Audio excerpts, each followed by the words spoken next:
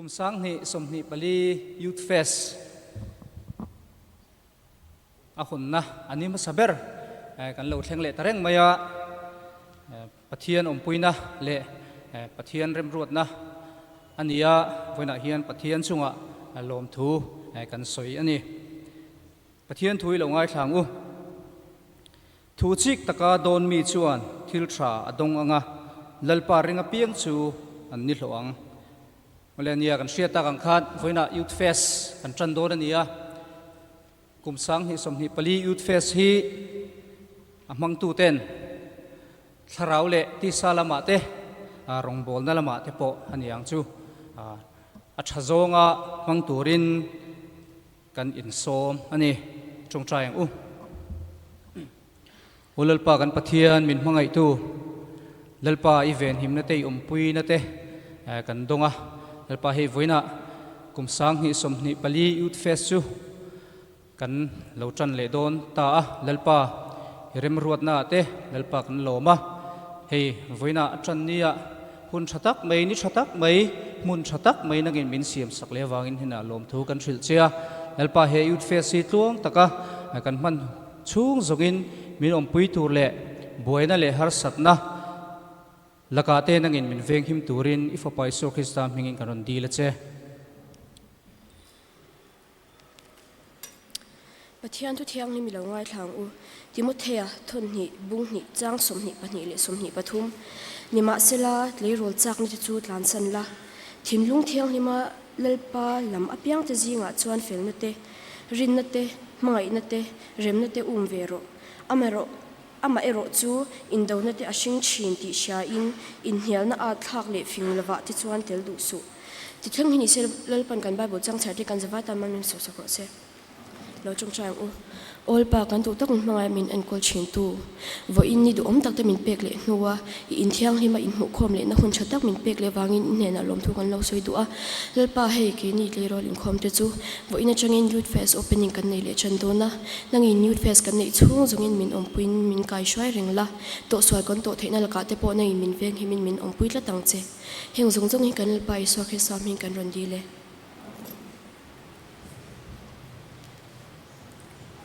Voina kan Bible chang chiarol tur chu Jeremiah bung som ni pakwa chang som pakhata changa som pali Jeremiah bung som ni pakwa chang som pakhata changa som pali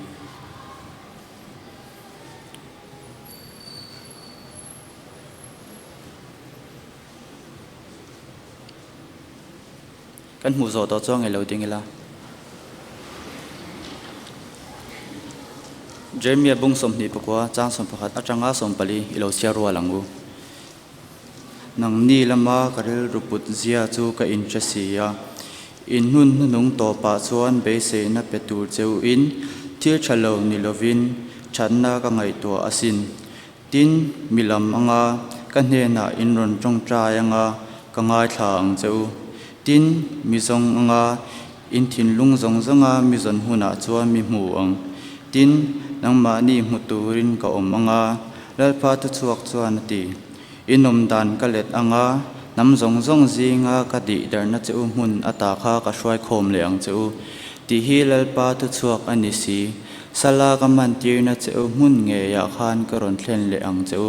ti hleng hi no li se kan bible chang chir te lalpan ka za tamil som sak ro se tura chuan youth fest min hon sak turin upamal som kluanga advisor clear rolling khom hilo somang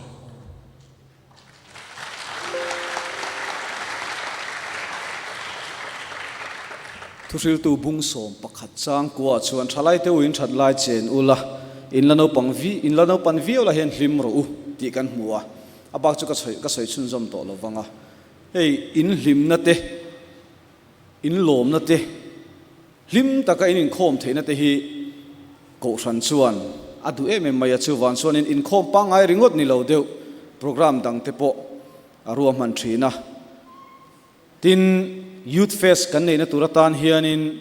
kan zirti tu ten budget an duanga cheng sing ruk zet ani chun te po chu ko ran committee in phal takin playroll ten hun nuam tak in man theinan ti in min phal sak ani alo mom kho mai teru tin chu mai chu ni lova youth face a ming ringot kha tok lova a program zong te khang zong han buat saya han duang tur khan zirti tu ten beng sikin an ngai tu ani voi khat ngai tu na a fel ngal mai theilova voi ni voi thu man thu khoma chutian chuanin youth face hi program te duangin teng hian ruam man na an siama voina hian atakin kan hu chhota ni alomum khop mai ko ran le kan zirti tu te hian min ngai sak tak zeta kan soitong khan thalai mai kan lani tle rol mai kan lani ya lima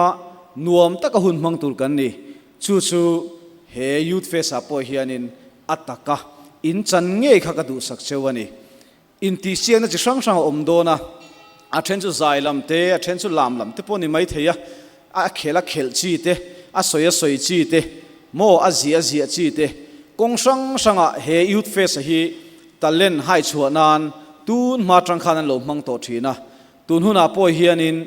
kan man le nge ka base ya enge mo talent thatak chu he youth face hianin aron hrin chu nge ka base ya ni a then chu talent ngai lo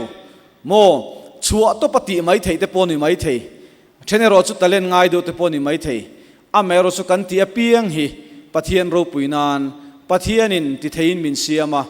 aman hena ril ruwa lom thu soi chungin len chuak the ulaka du khop mai ti chuan group soi tu ten thei to pan chu a min chanvo changtu tur zong te an lo ruat chewa nang chu heta hian tel ro ti te kha oma a then kha chu ruat chi lo po kan ni mai thei acha chu chanvo min dai miao lova ma se ruat lo te po khanin in chirna ate kong sanga in lo om hian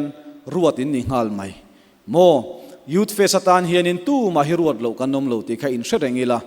in chirna ka tel ringot khan group tan point ka pe ni tin theito pa group tan ka lo awa thanem ngai ta ka lo ti khanin group tan point ka bel theni ti kha kan rilru in sherengila ti chuan thiang lim takin rilu thiang lim tak mo lim tak sia he youth face hi mang turin du sakna ka hlan chewa chu tiang ani theina tur chuan mission veng khang ko ran te rolling com youth fest sang ni som ni pali hi pale fa pale tharau thiang lim hingin ka honge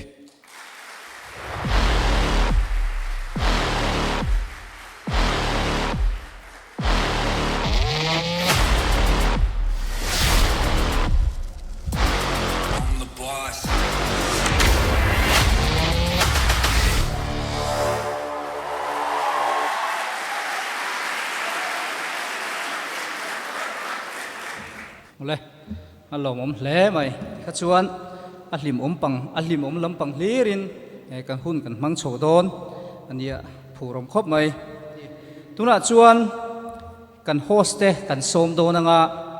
i host pani kan ne kan hriat ang khan mituru tak pani kan youth fest su zong hian min host don ani nei pani hian anin bot saina po hi thakop maya Sir Francis Apechon ni zan kan in buat sai na lama kan mumang lo an tiani eng tin nge ro in buat sai tak chu kan shelawa chuan kalama piang te heron chuak sela thome pusi zirlian thanga pusirte a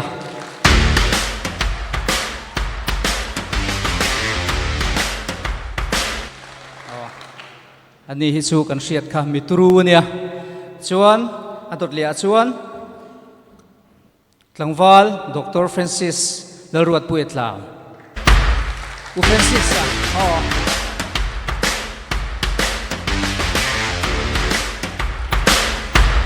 ole anni hi kan host tur te nia chuan hun po hi an kuta kan hlan tawang ole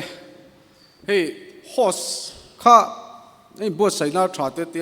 kala tingai bi lo hi tuilet nuwa ko voi khati na ni chuanin voina hianin in ti siang na tur kha apanga ya chuanin horop in rem dik siak ti khani deuh me a video clip clear ho te tin slogan writing kha ban lampanga kan tenga tin logo design clear ho te kha khani do na chumi ma chuanin kan phur em khanga ni ti phot me ngo upavan la loma group te ouring ber kan zong ang out role upavan la loma group te khongai nom kha song khami upasi pa chunga group te ข้าจุดล่างหนูมาตรังปนสักทีไม่ทีอุปสีเราคู่มากรุ๊ปเตะริงเวียวะอุปโจทันดังกรุ๊ปงัดยังไงอุปโจทันดังกรุ๊ปเตจูอาร์ซีฮอลล์โนมันยังต่อไม่ยังตรอวันนั้นกันไอเต็มตัวกันที่เสียงนับมาสับเบอร์ตัวเฮปุจิรเตเฮียนินมีอันปวนสักเซล่าอับบวชใส่ตู้เตะอินชาร์สเตปโอคามีอันเกาชัวสักเซล่าปุจิรเตเนี่ยนะหุ่นดีแล้วลานังอู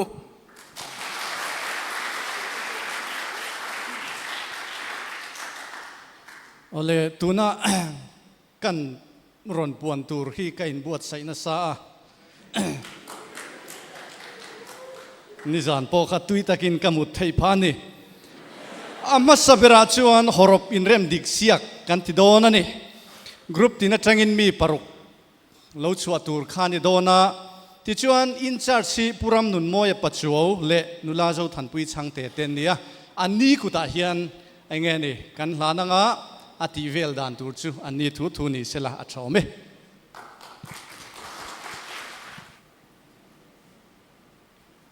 le upavan la loma group atang khanin ron chuak ro le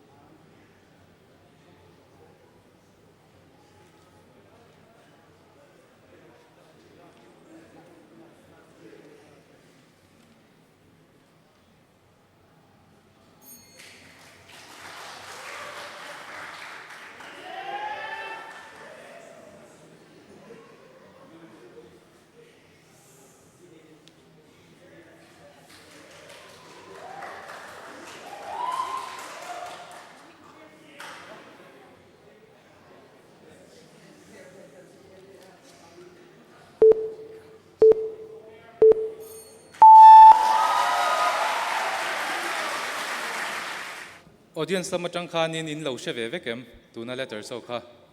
an chang thain in siam tuna chuanin upasi ro khuma group te ron chho se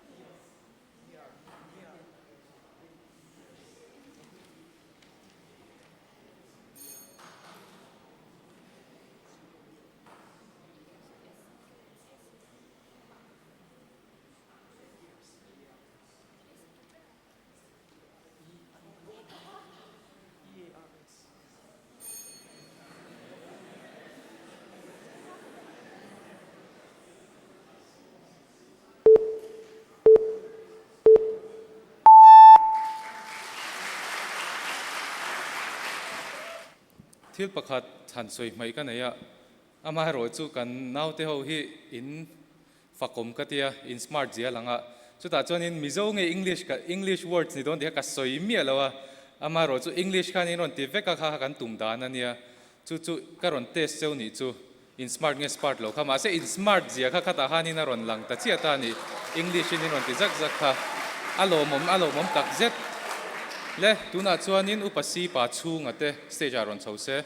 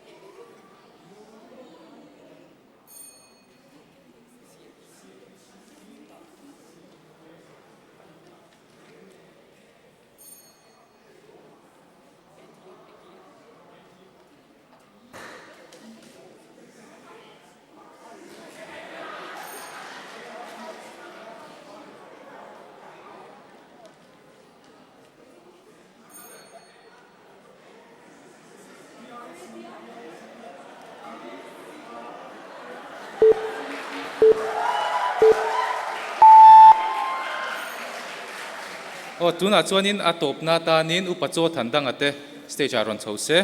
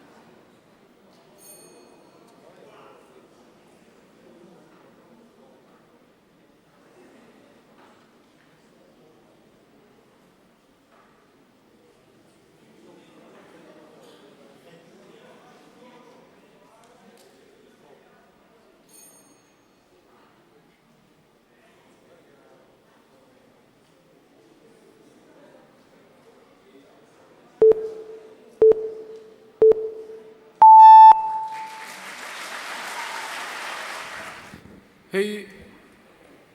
tu ma po ron chong lem hlei lo inga la thave to pangai min thunu nem lo tu rangai la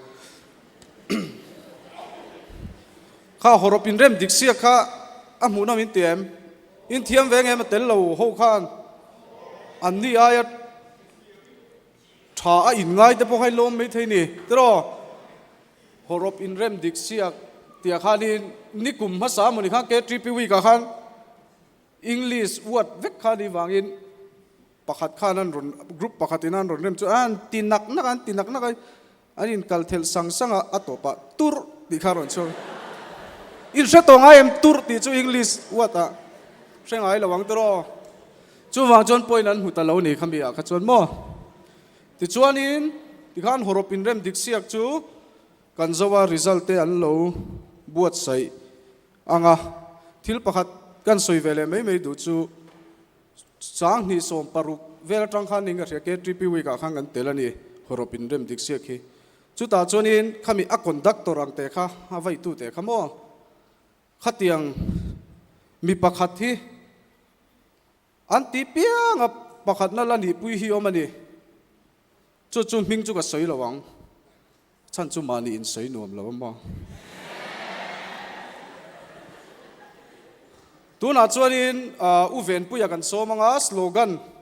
chungchanga khanin hun min pero ate bana lom kan te lai kan in nial de uven pui ne khan a mai sen te kha min hu de umhana ma se an nuwa kan ti war sak le thei rama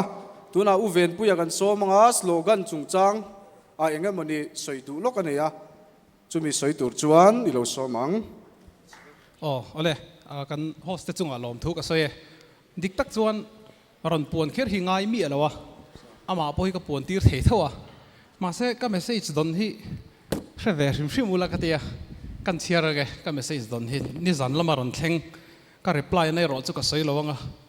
ka message isin ringot po hi ka tan chuan ma son na ro pui ni aran ka reply dan tak chu ka soi lawanga chuanin nimin pia khan hei hi ron thleng boka kanun hiron lua khatla a lua manero pe ka ngai lo arate khang message ka indong ve thin mai thei pakhat phe chu ka block a kaning lu tuka miss mizoram ning ka ria pakhat phe chu ka kaning lu tuka pakhat ka don hi pakhat che kan chiar le mai magin ti theina po ni chuang lovin ka suang tu na rama chuan ka tai ni ya atak rama ero chuan wa na rangi ni ate katen lutuk hei pei hi chu ka block ngal mak ani ole khang kan ban tin na chan chu nang ma ni a hianin thu phua thiam na omani in message sa thein in phua thiam kan threvek slogan chu enge turami kha chu slogan chu ni lo ma se thu fing toi te ke ma ni a hian redeem nei riat reng ol deuh min chok phur thei hi a omani chung ta chu in rem thiama eng tiklai mo chuanin in lo text to mai the message te pon chu kai tho kan tumani slogan competition mang hian ti chuanin example kan pelenga faina chungchanga mizoram sarkarina slogan competition abu at saya hianin chan marimi pu lalom oman pakhatna la a slogan hi faina chungchanga athuzia khilonga thasin ru o faina hian zaumna aking tela chu zaum na chu mitin ban pha kani ateni amoi tru kan chiar non le sinang faina hian zaum na kenga chu zaum na chu mitin ban pha kani ateni pani na la tu chuan nun na hi pathian thu ania faina ero I thu ni ateni kha anala sin ne chila mi ne khain an de on ya anin an lo na chu thu pui nein anon ziak thungani engamani thu ken nein pakhat zo kha chu min du ngoi tu eng tin ma mi lo star tu tin min ron thonani khateng kha chu ka chang thape lo ka chang seng lo ma se tu na mi chu slogan ani kan soi hi chu mo pathum na hi kan chiar lenga ti choni nang mani engine kha nung to turanga ila pathum na chu karam le kan ram le khotlang finance sarkar ai chuan ti thei inga zok ateni kan ram le khotlang finance sarkar ai chuan ti thei inga zok ateni slogan a fine na chungchanga ole voini kan thupui chu in sum theina ti kha nia in sum theina kan thu pui ania kan zawa in hetiang hi kan dong don ani pakhat theu kan dong dona pen kha kan nei vek lo mai thei poilo kan in trom mayang in ngai to na in sengang hei ti tur tam takala om chung live chon in ril ro thil te kharon om don ani tura po aron om zu tang o khulai po khon aril ro slogan a azia tur aril ro aron omani ti ka mu thei ni mel atangin alom khop mai pakhat na ni pui mai thei moi takani tuna ngai to so kha khatiang khain omani chu wang chuan man hmolo ula atopa suggestion box a hian kan khung le don ani o ti chuan in slogan competition hi chu he program chung song hen in ngai to na hunin seng thenga in nui chua kara ka than aron lang zokanga chu chu in ziak don ani amai ro chu engchen na thui nge ti chu kan in thril thelo ma se ni china in thri tang khan thil thui tak tak chu ni lem lo ani o ti zong khani selangin slogan competition na ta na karon pon thei chu ka reply dan tha chiang du tan chon khang message te kha min ron zot zui don ne o tu ven puya kan lo me ama le mail kha ain me em ani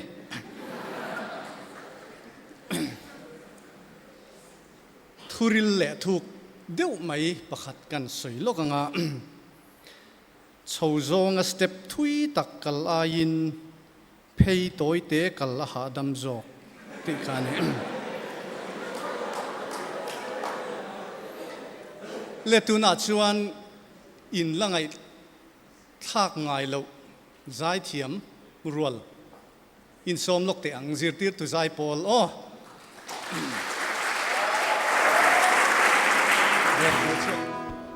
kan la sak tur hi conference labu number pangana kan zin konga ti khania kan thiam vek khania chu wang chonin in lo sa ve don ni o kan vai no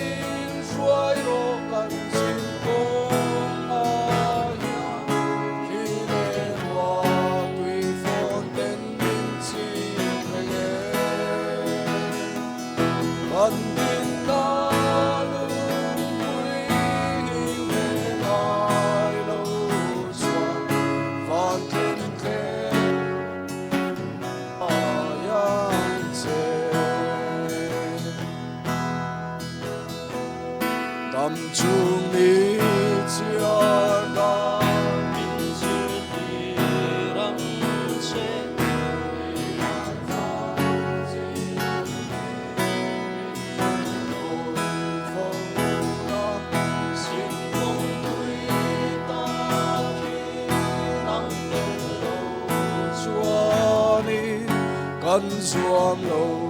mi shua yang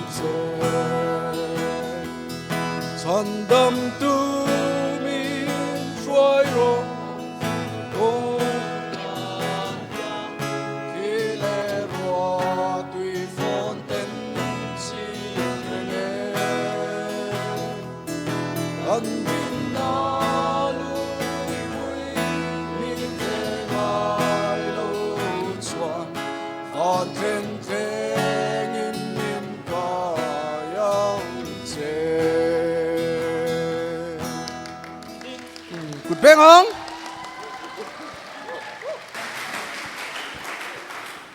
zai thiam hle mai voina zai pol ka ngai thla ka chun la zai thiam berani pakhat chia ka kan langai thla tuna chuanin video clip oh mang chu video clip kan thlir howanga kan thutna te han thu fel le sang sela kan lo thlir san chuanin lungoi lawang ti kha lawma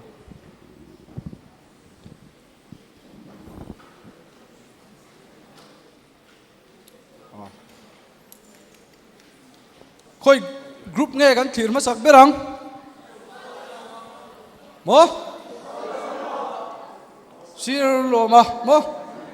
sir lo ma chu ka hre lo chu wang chanin heta in ziang hian kan en top meng o tuna chuan upa van la lo ma group atanga video clip ulute lo thlir howang u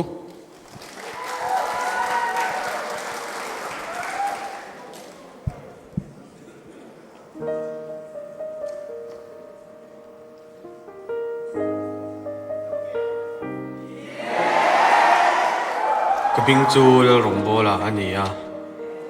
hei hi ka thon thu ani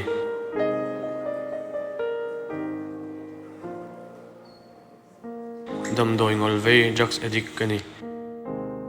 kaming hi pu zo lo ka in thin veo la rong bola ni si hian sol rong bolin rui hlo le dam doi lama katlan sa hle a sim han tum veo thin ma ila mani mai chuan har sa ka ti thin hle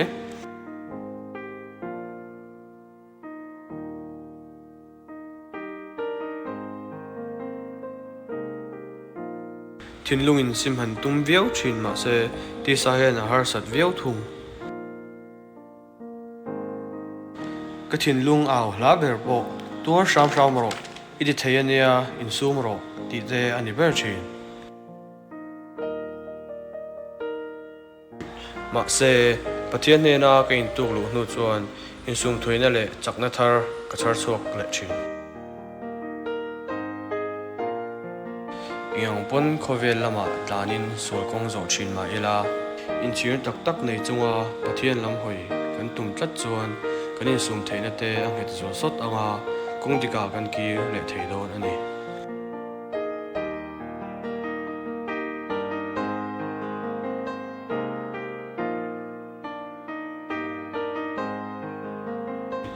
hun nakala kanun chu har sa viau chin ma se thei to pin pathian ka ve chang china chu chuan ra dum tak a chaw ve chan ta ka phak to kin pathian rong bol ve to ka tua kong har sa ka kal pel tak ma chon ve mek te kai shoya pui chang ka tum chin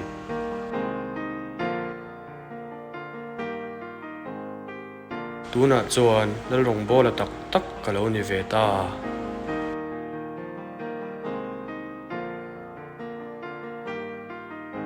Korin thon khat bungsom changsom pathum mishing tor thayang chawlo chu thlemna reng in chunga athleng ngai lo pathian zongarin nomani ani chuan in tor thei to kaliam chu thlemna in to phal lowang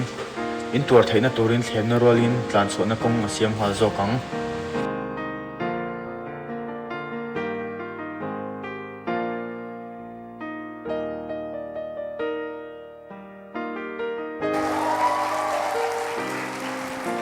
kha achang tu te kha kan en khan pahni chau kha an langa te ro pui khop mai mi pahni chau lan na chonin thakhat ngot tan mut nuwa chuan ti khan lal rong bola dik taka ron chuak ta ni tinani cha chuan a pahni na hian upa si pa chunga group te loen veleng o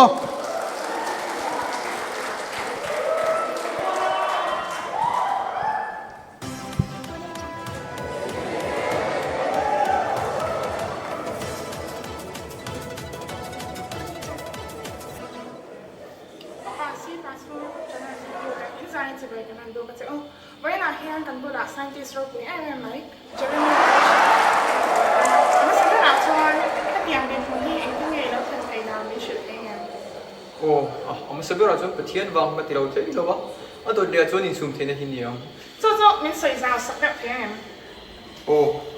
kan no pan lai chang to kha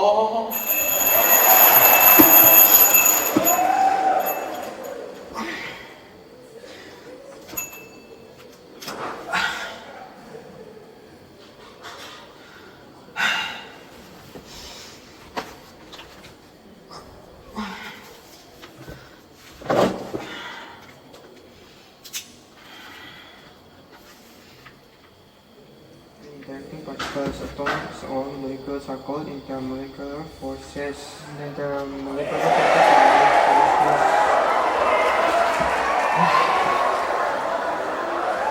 Thì anh hồ sẵn là tới anh hồ đang đi chỗ này thì bao gà test số là tụi đi hơn rất tầm rất tụi enjoy tụi mò vì cái này thì tụi đúng tụi đúng lại rồi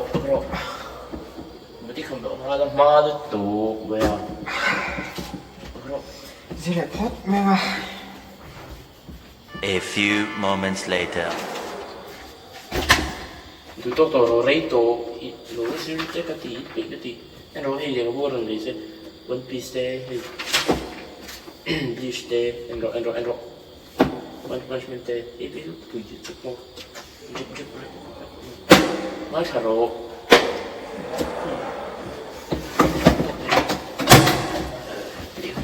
cái tụi bị anh sẽ làm lý vì thôi bao vì sao gì nữa ủa nó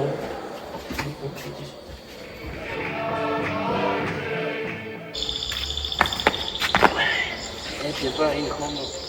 thì lúc cái chuyện này thì rất có xin về mình nghe thì xin về thì sẽ không bây giờ có số linh thì xuống thì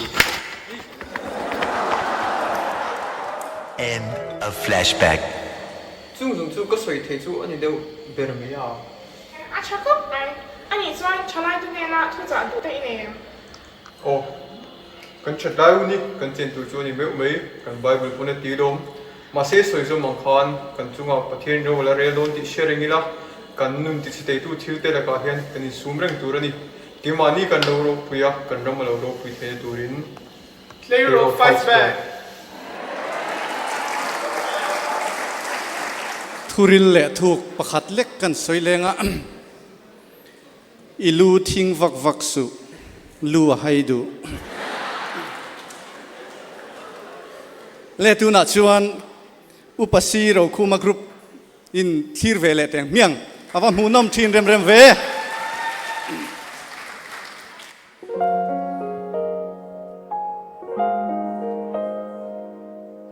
coming to learn siamania Boston pa minzir lai kani thei to pa le khazira kanu le pa te chok thoi ka duwa ka tumbok taimata ka le khazira mi lo tling tak ni ka duwa chumi tur chuang ka be chang chang chin kanu le pa te hian rui thei thil le thil dang la ka in sum tur min chan sa chin le a zong nge po ka tum ru le meizia zu sex le adang te la ka in sum le in von ka tum hit la china en kima pathian bel tata ko vel thila in sum hi ka tum ru em em ani Pain sum te hi alo na muhal chin lo mela nakina chon mu nge ka be sei tata kalanun pui sham sham ani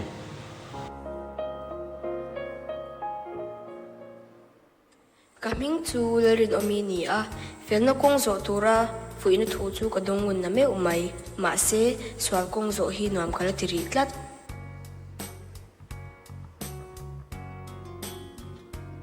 kanuam ti dan le du dan danin kanung mai chin ka insum thailo na chuan kanuna ngong thalo tak anei don ti reng ka ngai to phalo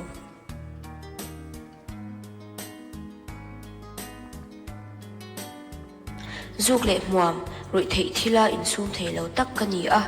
kanuna insum thei na hian hun alwa thuk te chiam lo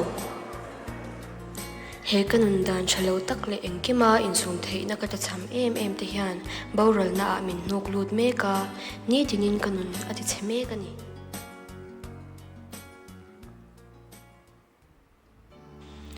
hunakala kanuna be dong em maya dampo thalhel lovin kanun na nge chu kalata ani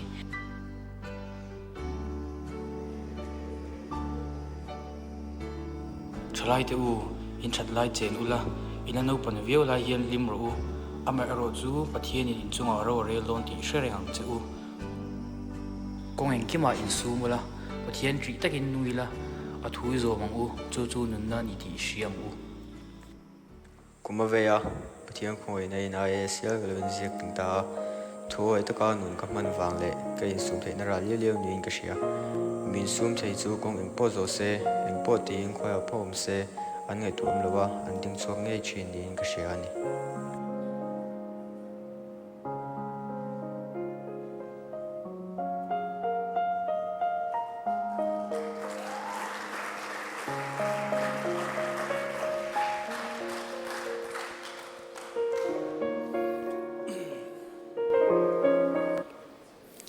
le amunam lom le mai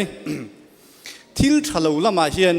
in sum turania thil thalama chuan in sum lo turani an hunung beratan upa cho thandang group te video kan lo thir le anga munam le rem rem viau mai theini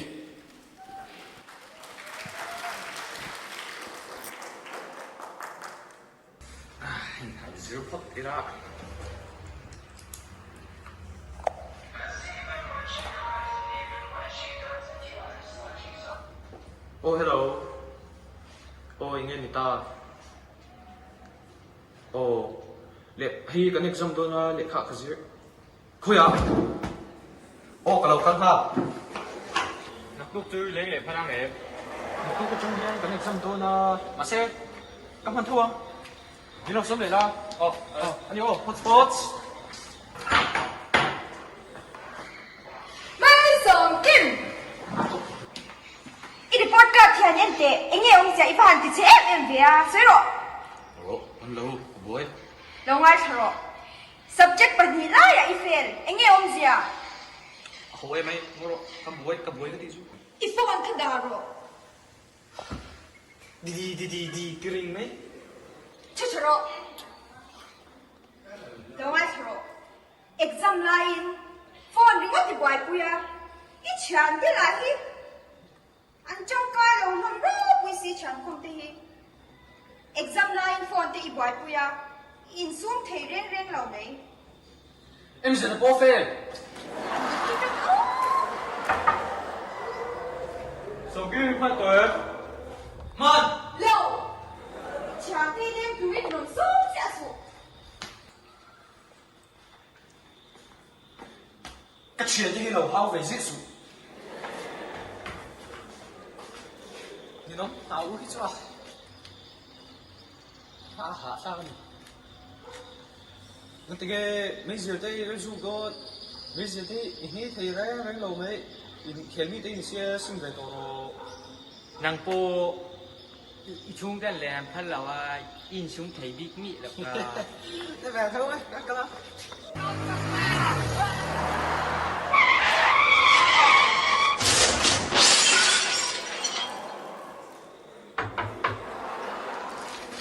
Luro. chồng kia chứ nghe có Ê, anh gì không mấy? Ngồi ở đây, chuyển qua đầu lên. Được chưa rồi? cặp u chơi thảm ô Ồ, trời ơi. chỉ đây là số kia số chỉ là y vàng lại football đây khen về chuyện này ngô Football đấy chứ. Kaminga GOAT God ti hian min ko saka amai ron chu zukle mo roi thei thira kai sum thei lawa ka that rei turangin ka that rei thei lawa lo cái bộ tôi đang chung có thấy tốt bên nhìn xuống có tung toang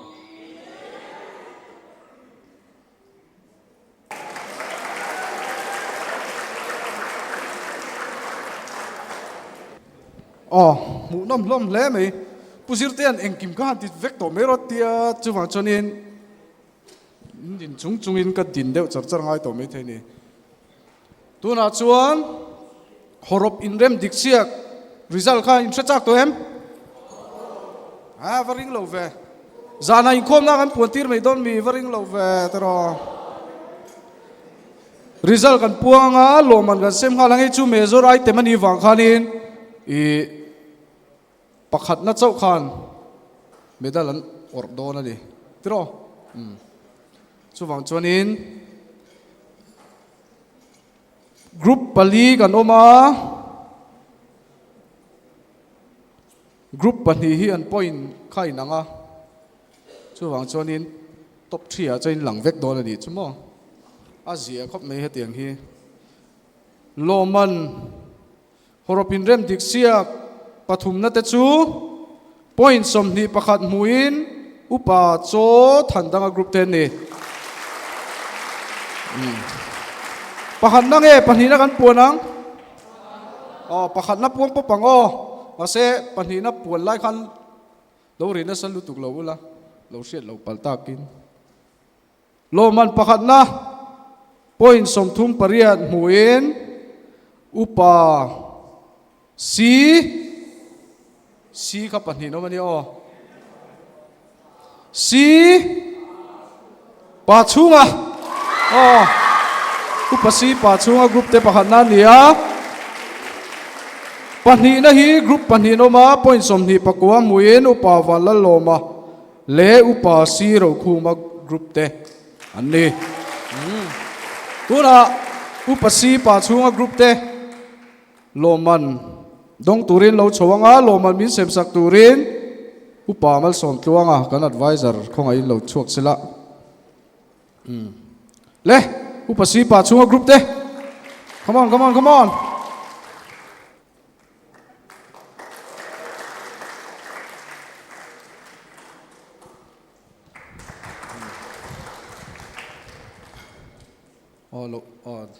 han lo in line lo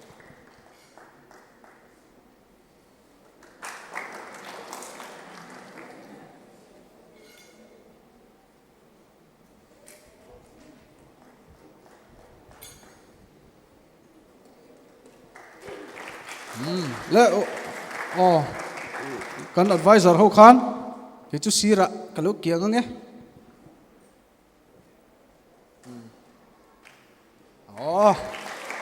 kan lo me tuna chuanin pakhat chau ti tur kan nei to a logo kha in submit lo mem khami design a khan a result kan clear ho dona hi chu hela hem puan tur po kan nei cholo video khan aron lang hal dona tuna logo design result lo clear ho wang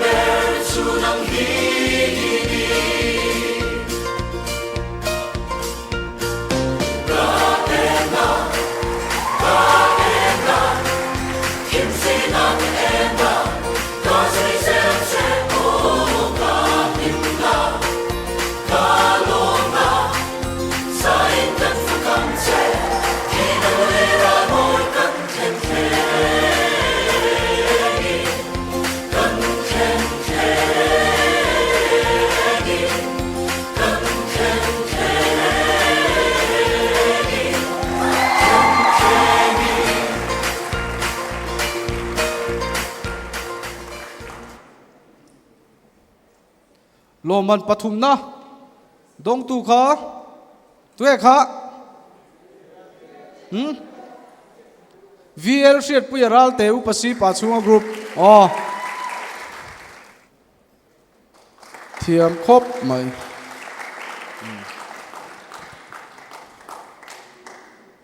loman pahnih na lal lom zwali ral te upasi pa chunga group than la le lokang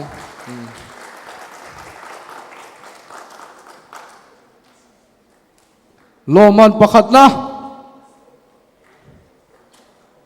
lal mal so man hamte upasi rokuma group